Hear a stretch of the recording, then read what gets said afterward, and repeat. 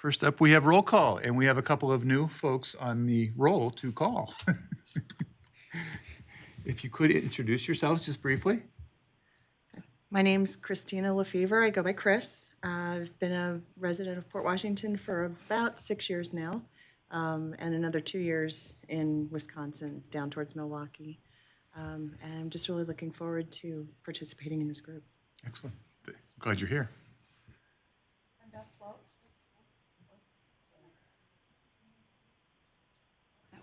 I'm Beth Floats. I grew up in Port Washington, moved away in '73, and our kids ended up being in this area when they had families, so we moved back in 2019. Excellent. So I'm glad to be on the board. Thank you. Welcome. All right, roll call. Correspondence, none that I'm aware of. Okay, doesn't appear to be anyone here for public comment. So we move on to the minutes from February. I'll move to approve those minutes. Thank you. Second. Thank you. All those in favor? Aye. Invoices for January and February. You will notice that it's a new format, since they're using a new piece of software. You realize that invoices are now in a new format, a new report. And there's nothing out of the ordinary. Does anyone have any questions? I guess I would move to approve the schedule of invoices for January, February. I'll second. Thank you. All those in favor? Aye. It's the revenue and expense report. So this is the latest as of February 28th. There's nothing really new. So, we're right on schedule. Of course, we're a little under for staffing just because we're still trying to fill the head of the children's position. Other than that, we're right on schedule. Okay. And I will move to approve the revenue and expense report for February 2025. Thank you. Second. Thank you. All those in favor? Aye. Director's report. So this is not on the agenda because it didn't happen. It happened over the weekend. Just so you're aware that an executive order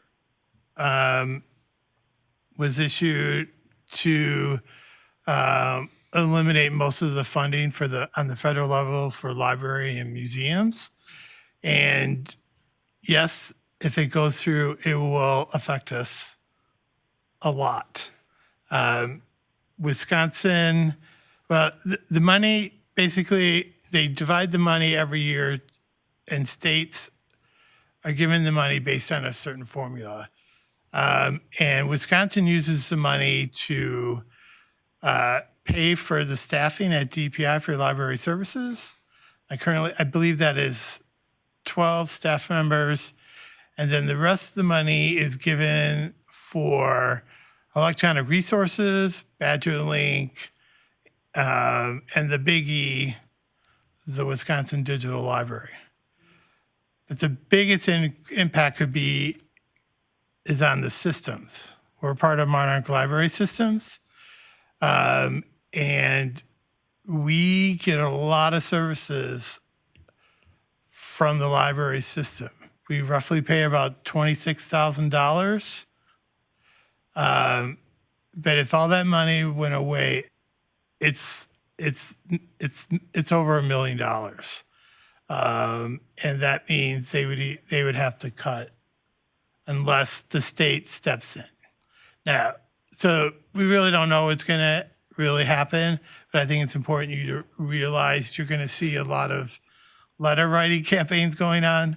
And ALA is working really hard on lobbying the House and Senate, because this is really, in the overall scheme of things, this is like a penny compared to the whole budget. So hopefully they will rethink this, and we're just worrying about nothing. But at the same time, we still have to plan in case it really does go forward. This will be a difficult budget year for the governor.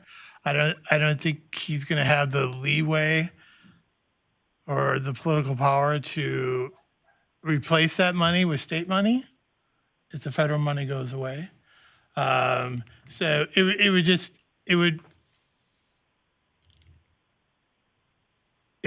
if we like had to go separate from our system and do everything on our own, yeah, I'd have to ask the council for a lot of more money. Just because the system does so much for us. I was just going to ask Tom, could you maybe give some examples of supports that the system provides to us? Okay, so the integrated library system software, the software we use to look up materials in our system, they provide tech help. They provide cataloging help. They help with cooperative purchasing and provide a lot of consulting work. They also provide bookmobile service, and I believe 2 of the counties. So yeah, we would lose.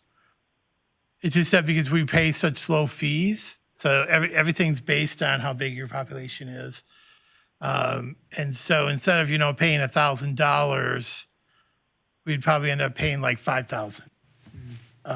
We would have to go and get our own integrated library system, and then you have to have a staff member who spends all the time on that.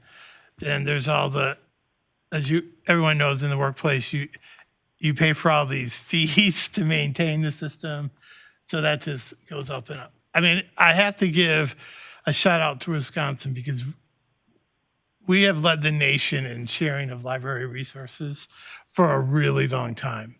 And I hope we can continue to do so.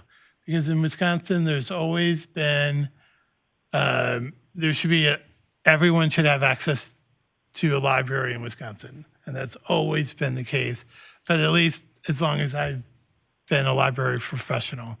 Wisconsin has always worked on trying to have equalized access to everyone in the state, and hopefully they will be able to continue. So Tom, is there risk of the Monarch library system going away? Or just reducing what they can offer? I mean, we would still be part of them, right? Yeah, I mean, I really don't know, because if it really happens, I can't give you an honest. I really don't know. To me, that would be the worst case scenario, or they totally, there's 17 library systems. They could consolidate into 2 or 3, like they did in Illinois. Illinois used to have 17. They consolidated to 3. Okay. Northern part, middle, southern. There actually was a committee that looked at combining all the library systems about 5 years ago, and there was a lot of pushback from a couple of library systems. So it kind of, it's not there. All the studies are there, but to me, that's the worst case scenario. And I'm just hoping that, like I said, people will really think about this and realize all the services libraries provide, and we can move forward from that.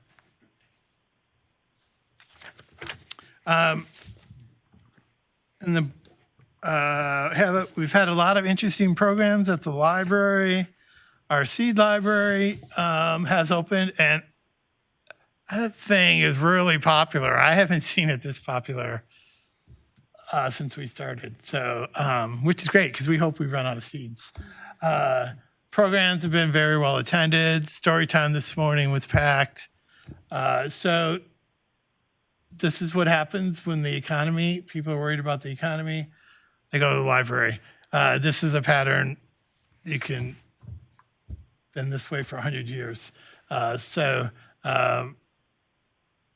it's been great to see the library being used. Staff update. We're still working out finding someone for the children's position. Hopefully we will have someone this week, hopefully to let you know. It's been a challenge, but we're not alone. Libraries have been having difficulty finding people that meets their requirements. Building update.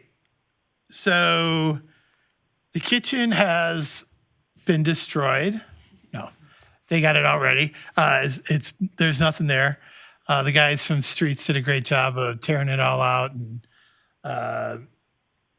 Gerard and Casey, they're fun to work with. And so the only other thing is we have to have someone come in and look at that plumbing problem we've had in the men's room. So we actually have to bring someone in and look at that first. That cannot be part of the grant. So we haven't spent any money in maintenance, so hopefully it won't be too expensive. And the asbestos cleanup went as expected? Asbestos actually takes place April 15th. We just got the date on Friday. We should be able to stay open. The only areas will be closed off will be the community room. And let's just hope they don't find any more. I don't think they will, but at least we got them on the schedule. Yeah. And then, of course, we have our usage statistics report.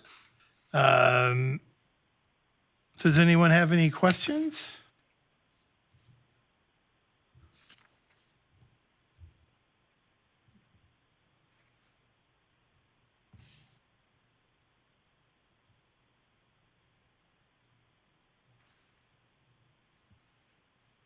If there's no questions, I'll go on to the grant project.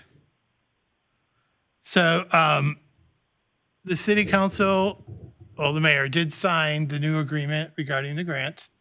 And so we're going forward. And the next step is happening right now. The bids are out on the project. Last Friday, there was a meeting for contractors who were interested in the bid. Actually, there was a good turnout. There was like 10 contractors there. So hopefully we'll get some good bids. And we're looking at a start date June or July 1st. When are the bids due? Of course, you would ask me that. I believe it's the 25th, next Tuesday, a week from Tuesday. Oh, quick, okay. That's very quick. Yeah, what's really been great about the architects is that they have really kept us on schedule, and it's been very helpful. I mean, it's going fast, but it's getting done, and they want to be able to take care of things before prices go up, because there's not an extra $100,000 in the grant for pricing. Right. So we'll have to do our best. So I guess you'll be providing an update to the Common Council in the near future? Yes. So hopefully April 7th, I am talking about successes and library successes in 2024 and what our goal is for 2025 for this year, which basically is getting the library remodeled. And then I'm going to talk about the building because the council members weren't able to attend the open house. So it's probably maybe like 5 to 10 minutes. I was going to do it this week, but there is a huge agenda with a lot of presentations. And I want us to, I think it's better to do it when it's like a slower night, per se. So yeah, it'll be, so some of you will already be there. And so I hope we have a nice discussion about what people think about the library and what's going to happen in the new building. So then in terms for our patrons, when will they expect to see construction start? And I think you're going to see it around June, early June, and it's going to start on the main level with the study rooms that will all be knocked out, and then I'll be built and gradual, and then they'll go downstairs. Looks like the community room, we have it blocked off until September for all our or August for all our children's programs. And then once we're done with children's programs, we're like, go for it. Thank you. So next meeting, we should know a lot about who the contractor is going to be, and I wouldn't be surprised if we had a schedule, construction schedule. And I will just let you know, I'm still looking at furniture and see if there's any great sales somewhere, something like that, just to add a little more modern touch to the renovation. Any questions? We're getting a lot of positive feedback, which is really great. And I've been asked to talk at a panel tomorrow with all the Ozaki public libraries. We're talking to 50 retired educators of Ozaki County. So I'm going to be talking about how libraries are changing. We're going to talk a lot about this, but it's going to be exciting to talk about our project. And then the last item is I have an infographic from Monarch Library System. Just got this from them last Thursday, and you can see the numbers. Our system is used quite heavily. Wi-Fi use is really increased because at all our libraries they now have Wi-Fi access, and they have a better way of tracking. It's nice to see that the digital magazines have seen a huge increase in use. I mean, there are over 3,000 magazines in this collection now. And then the audiobooks, all the digital material, the use continues to increase.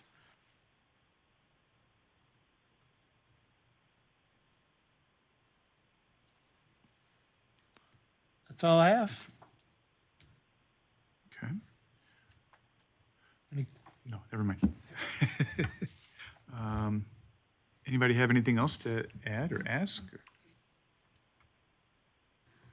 Tom, could you just say the name of, or the date of that common council meeting? Is it the 7th or the 2nd? That's March. 7th. Okay. Yeah. And what time is that? 6:30 on April 7th in Common Council Chambers right here. Okay. Yeah. Thank you. Be very curious to hear what the bids come back at, and by then I would think in the report, yeah, we'll have a final cost and be able to move forward.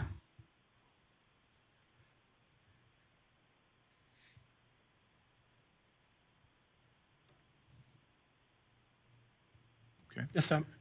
Do we know if the flexible facilities grant is stable, or is that something that's going to be at risk currently? There's that risk. Yeah.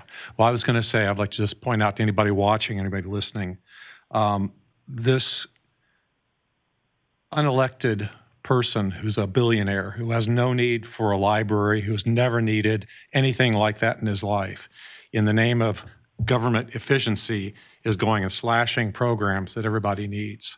And I think it's a real shame that that's going on. And I want everybody out there to contact their senators and representatives and let them know that how they feel about that, because it shouldn't be happening.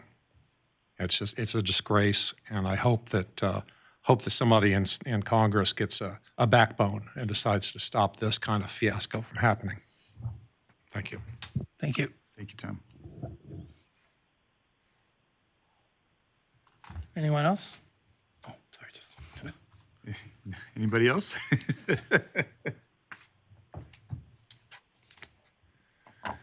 I just need a motion to adjourn. A motion? Thank you. Second? All those in favor? Aye. All right, we are adjourned. Thanks, everybody. Thank you. Everyone. Happy St. Patrick's Day.